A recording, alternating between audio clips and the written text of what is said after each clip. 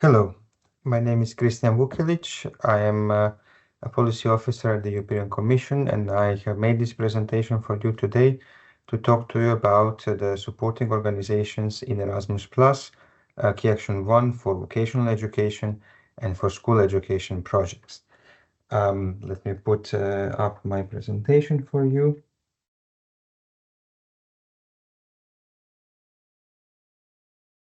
Here we go. So, let's see what we are going to talk about today. 1 second. The topics that I want to cover are the following. So first, I want to talk a little bit very shortly about the purpose of the Erasmus Plus mobility projects to introduce us to the topic. I want to talk about what we consider to be a good Erasmus Plus mobility project. And then finally, I want to talk about the supporting organizations. What are they? What is their purpose in the Erasmus Plus mobility projects? And most importantly, from the practical side, how to work with these supporting organizations in your projects. So let's see. What is the purpose of Erasmus Plus mobility projects? Well, the goal of this part for me is to give you sort of a beginning of a narrative instead of jumping directly into the simple practicalities. So I want to give the framework of why Erasmus Plus is there, which is important actually for how we interpret later some of the more concrete rules. As you already know from other presentations that you have had and the conference, there is a European strategic framework for education, and its key components are the European education area, the recommendation on recognition of qualifications and learning periods abroad, and the most recent Europe on the Move recommendation. Of course, these are not by any means the only documents that are relevant, but they are, let's say, the main pillars that we use when we talk about Erasmus Plus and its purpose in the scope of the European education policy. What do these documents contain? Well, in a very short summary, there is a number of key objectives that stream all through the different documents. The goal is to have a Europe where excellent education is a reality for all, independently from their socioeconomic background, where everyone speaks at least two foreign languages, where Europeans are connected through common cultural heritage and appreciation for diversity, where school and university diplomas are recognized automatically in the entire European Union, and where spending a learning period abroad is a standard part of education. Now, with the last one in particular, but with all of these points, you can see clearly, I think, that this is very much what Erasmus Plus is working on. And this is what I want to attract your attention to, because sometimes it is important to say that Erasmus Plus is not a scholarship scheme, or maybe more precisely, it is not simply a scholarship scheme. What it is an instrument that exists to improve schools, universities, and all other education institutions, individually and collectively, at the national and also at the European level altogether. In the Erasmus Plus structure that you can see in the program guide, each of the different big actions, so Key Action 1, which focuses on mobility, Key Action 2, which focuses on cooperation, Key Action 3, focusing on policy, and Jean Monnet actions that focus on learning about Europe, are all pieces or different approaches that work towards this goal in a slightly different way.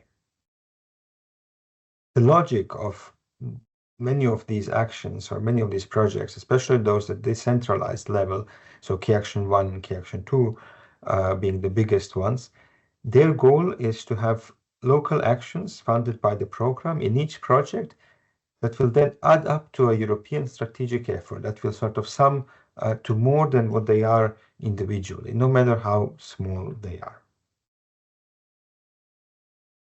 How Key Action 1 does that is very particular. Key Action 1 in the current program is essentially aiming to connect, to create a network of schools at the European level through exchanges of pupils, teachers, and staff, so through mobility, and at the same time with this mobility to exchange knowledge, practices, and ideas. So it is in a way, the European education area embodied in a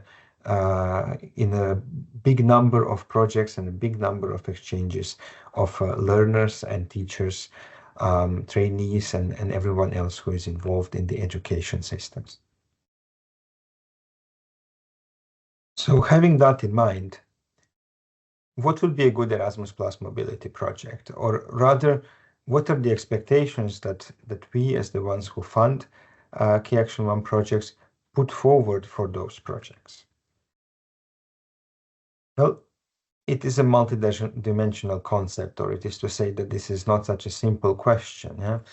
In Erasmus Plus, we generally work at 3 levels. So we work at the individual level, so we try to offer mobility opportunities to people so that they can improve their skills and their opportunities in life.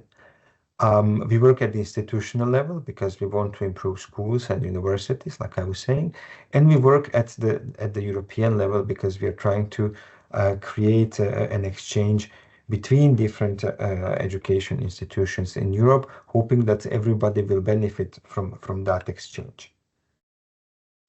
What this means is that when you receive an Erasmus Plus grant in your school, this grant is not a gift. It is an investment. Yeah? So a good project will return that investment, but not in the form of money, of course. It will return the investment in the form of improved education and international capacity at that school. Yeah? So by using the European money to improve your school, you are returning that investment to Europe, but also, of course, to your own country, and most importantly, to your own learners, who are the ones that matter most in a school. Now, there is a more concrete description of a good mobility project, and I'm sure that you are familiar with it. It is what we call the Erasmus Quality Standards, that consist of 4 pillars, let's say: the basic principles, the good management, support to participants, and sharing results. Under each of these headings, you find various instructions or advice on how to run a good project. Yeah? This is why the Erasmus Quality Standards are an interesting concept. They are at the same time a type of obligation, because we expect all projects to follow these standards, but they are also indeed a recipe for a good mobility project, because if you're not sure what you should do next, you can always refer to the Erasmus Quality Standards for a sort of basic framework of thinking what pieces make up a good project. Yeah? I will not go through all of this because you will have time in your conference to discuss piece by piece. The part that I will focus a little bit more on in my presentation is under the good management part, where we see that there is in fact a dedicated point regarding supporting organizations, and then some other points that elaborate on that, such as the core tasks, developing capacity, and integrating results, for example. Now, if we simplify a little bit what I was just saying, and we think about, okay, how can a project benefit a school? What does that mean?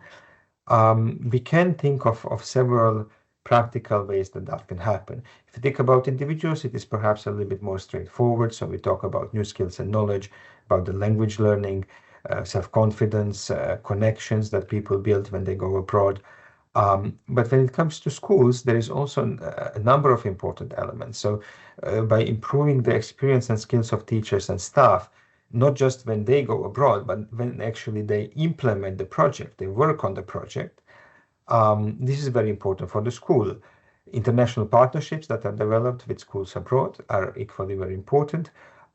We have a sort of a practical way with Erasmus Plus to integrate, to demonstrate the European values being part of the school culture and to develop that.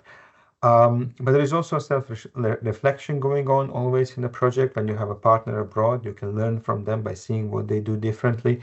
You can integrate maybe some new practices that you get inspired for by having those contacts. Yeah.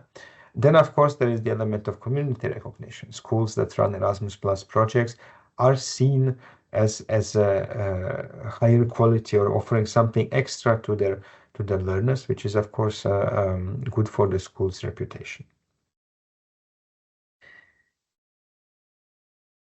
If you think about it even more practically, we can say that in a good project, schools learn too, not just the learners, not just the people who go on the mobility, but school itself learns. And it's because institutional and personal learning are quite similar, and both will happen within a project.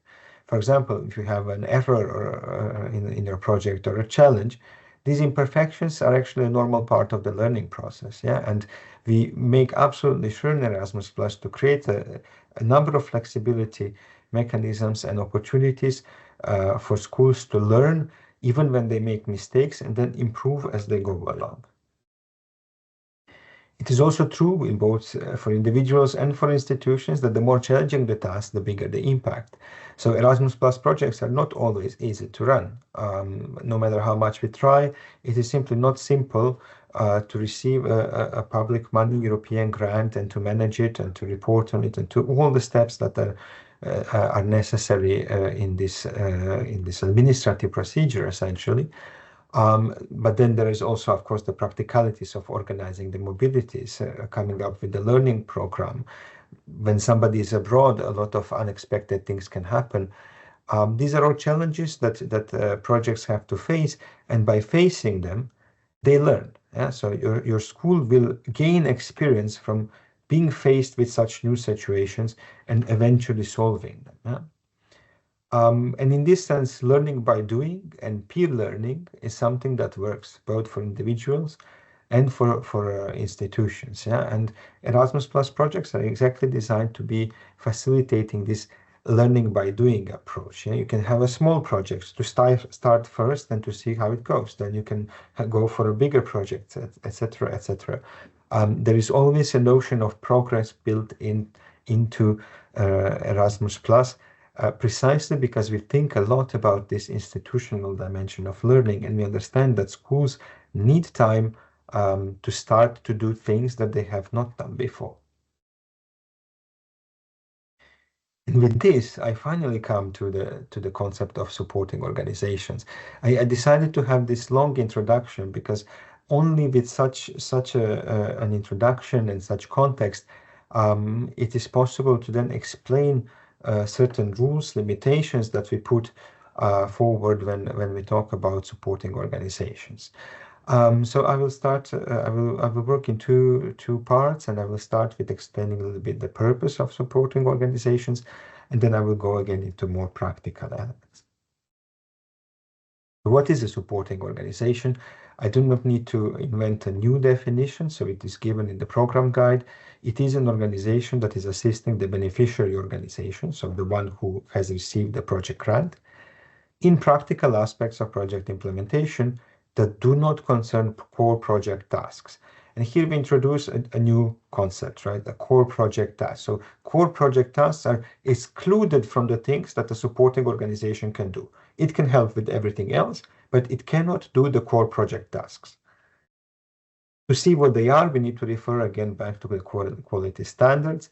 And there we see that the core project tasks include things like the financial management of the program funds, contact with the national agency, reporting on implemented activities, as well as all decisions that will directly affect the content quality and results of the implemented activities. Yeah, so such as the choice of which kind of activity you will do in the project, how long will this activity be, who will be the host organization, what are the expected learning outcomes. Yes, here it is important to understand the difference between working on something and deciding on something. You will see later on, I will talk about examples. So sometimes it is true that you can get support on some of these tasks. For example, to find host organizations. This is a typical thing that a supportive organization could help you with.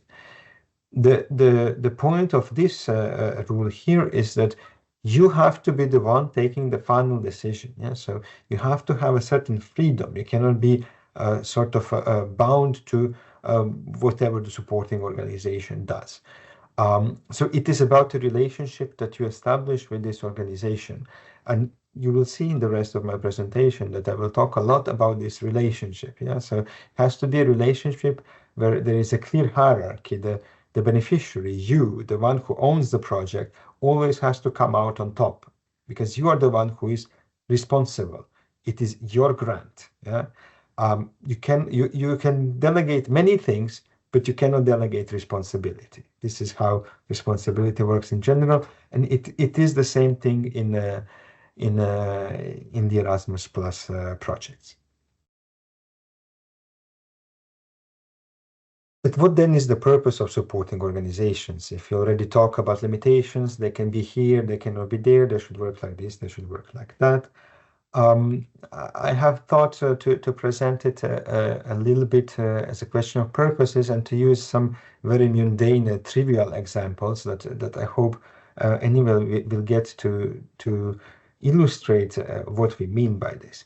So one way to think about supporting organizations or just supporting tasks in general is like a scaffolding on a building. Yeah? When a building is being constructed, there is a necessity to build scaffolding in order to finish the building. But a building is never finished until the scaffolding is removed, right? So the scaffolding plays a supporting role for the building. It means that it is there, it is even necessary at a certain point, it is needed, it is absolutely useful, but at the end of it, it has to be removed. So it is not the point of the building. The purpose of the building is to exist without scaffolding.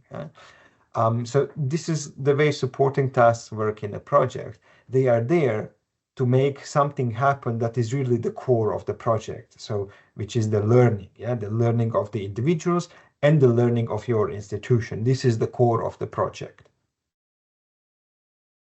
Another example that I think is close to everyone who works in education is if we talk about the purpose of an exam. Yeah, so when a student is writing an exam, they can borrow a pen from someone else, and this is not a problem. It doesn't damage the sort of the purpose of the exam because the exam is testing their knowledge. But that student cannot ask to have their tutor next to them and telling them answers while they're writing the exam.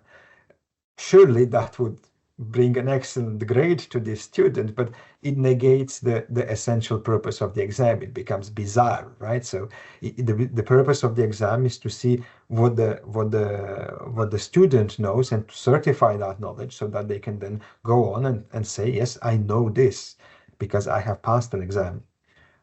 If exams would work in such a way that you can have someone next to you answering the questions, well, not only is it unfair, but nobody would ever believe anymore in a diploma that has resulted from such an exam. Yeah, it would make no sense.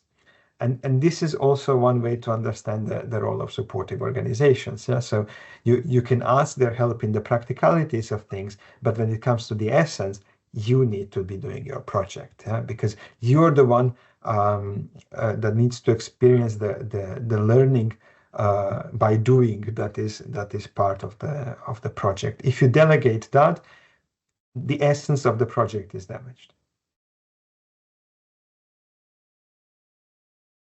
If you put it in short, the purpose of your project is not just to send participants abroad. It is also to improve your organization. That is why, for example, in Erasmus Plus, we do not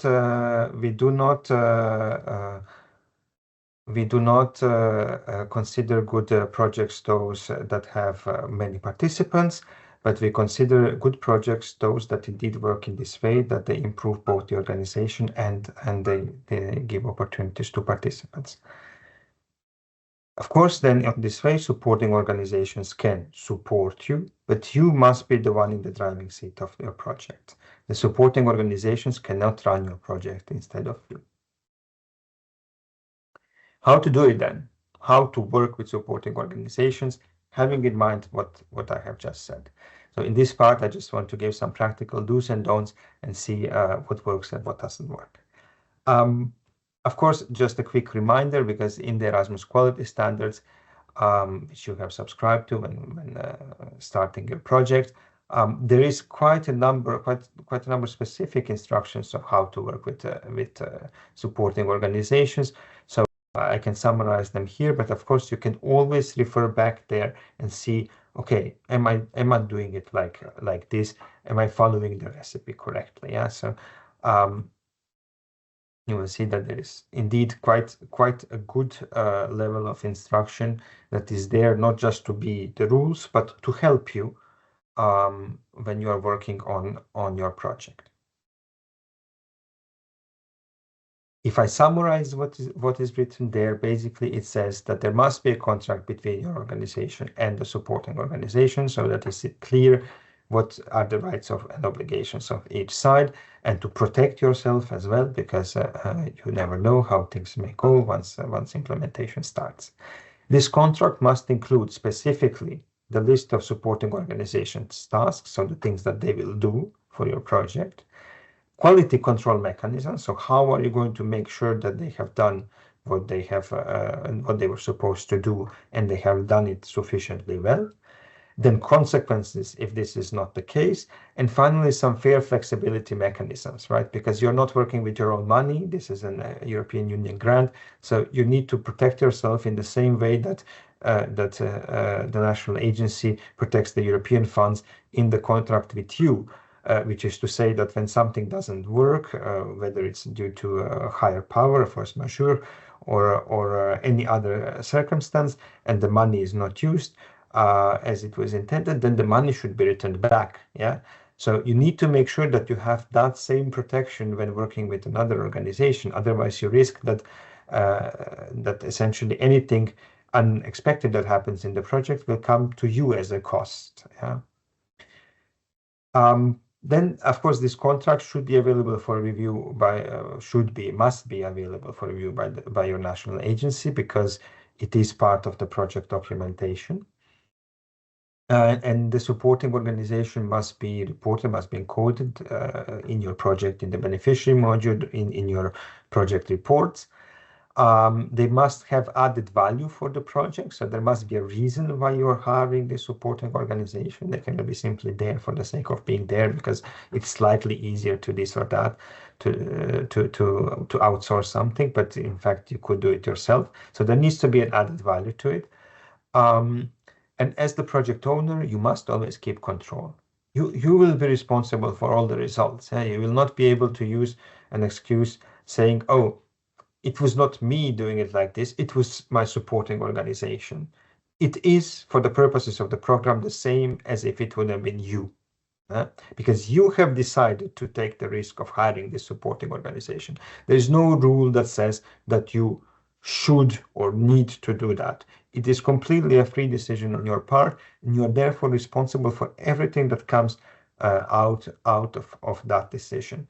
So it is very important, again, in the contract to have clear supervisory powers and the ability to tell the supporting organization, no, you will not do things like this. You have to do them like that, because it is my project and I decide.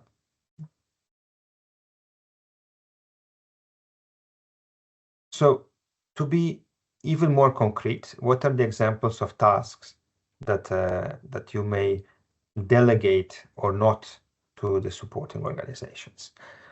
This is, of course, not an exhaustive list, and I will talk again afterwards about how you can think generally about it. But just for the sake of illustration and to offer some practical advice, things that we typically see being outsourced and which work well are things like finding and booking travel and accommodation arrangements in another country. So sort of a tourist agency kind of service, very basic, where you put together some of the expenses. Then we have administrative tasks, for example, dealing with the visa procedures. We have what I have already mentioned, the searching and proposing host organizations. And again, here it is important that this comes to you as a proposal, and then you choose. Yeah, so it is not an obligation for you to accept. We can also have assistance with preparation or training for the participants, for mentors, for project managers. So, for example, some support organization, they offer a quick project management course for your staff that can help then manage your project inside the school. Maybe there can be a pre-departure training for participants. There can be a training for mentors, how to be a mentor for somebody coming from abroad, or how to be a mentor for a participant that has gone abroad on a mobility. So all these kind of small courses, sometimes they are provided by some supporting organizations, and this is sort of okay. It is a normal occurrence. Then we have also seen that sometimes supporting organizations offer sort of 24/7 telephone lines for emergency contact, and this is very useful as a form of support to participants, because of course you cannot have your teachers be 24/7 on duty. Some of them do it voluntarily, which is how this program has worked for a long time, thanks to that will of the volunteers. But we have seen that in bigger projects, sometimes even this kind of basic emergency support can be outsourced. On the other hand, things that are definitely not okay to outsource and which are then considered core tasks are things like the financial management of the grant. Yeah, so you cannot just take your grant and transfer it to someone else and say you deal with it. Yeah? This is not going to work. Then contacts with the national agency. Only you as the project owner are able to represent your organization vis-a-vis the national agency. Nobody else should be even involved in that communication who doesn't have a formal role in it. Reporting in Erasmus plus IT tools is another place where you cannot give access to external people. Yeah? So it is your obligation to report on your grant. Then again, the decisions on what happens in your project, which activities to implement, these should be made by you. Decisions on learning outcomes, so things like signing the learning agreements. Maybe you can get some advice while you're preparing the learning agreement, but the preparation of learning agreement with your host partner is a huge part of the institutional experience that defines Erasmus Plus Mobility project. So it is really important that you as an institution work on the learning agreements, and you don't just take a ready-made document from someone else, because if you do that, you will have lost a lot of valuable experience. Finally, monitoring of participants during the activity can be shared, like I just said, with emergency contacts. So this responsibility can be shared, but because the learning outcomes belong to your organization, and when the participant comes back, they will need to reintegrate at your organization. And you are, of course, running the project. So you as the organization need to provide the content monitoring. That is to say, how is the participant doing? Are they learning what they're supposed to learn? Do they have any issues while learning abroad, etc., etc.? So this kind of following of the participants abroad is indeed the responsibility of your organization and cannot be given to someone else.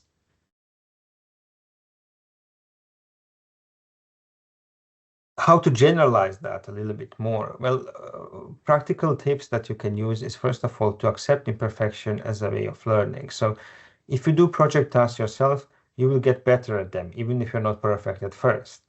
If you outsource these tasks, then you will lose out on that experience.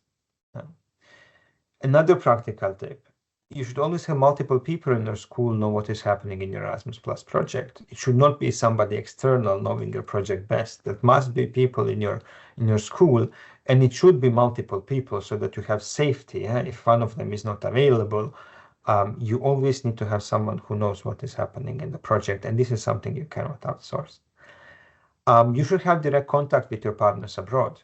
Doesn't matter if you have found them through someone else, but if a supporting organization finds your partner and tells you, we will work in such a way that all communication goes through me, and you will not have direct contact with your partner, this is not a good way to work, because it makes you dependent on that supporting organization.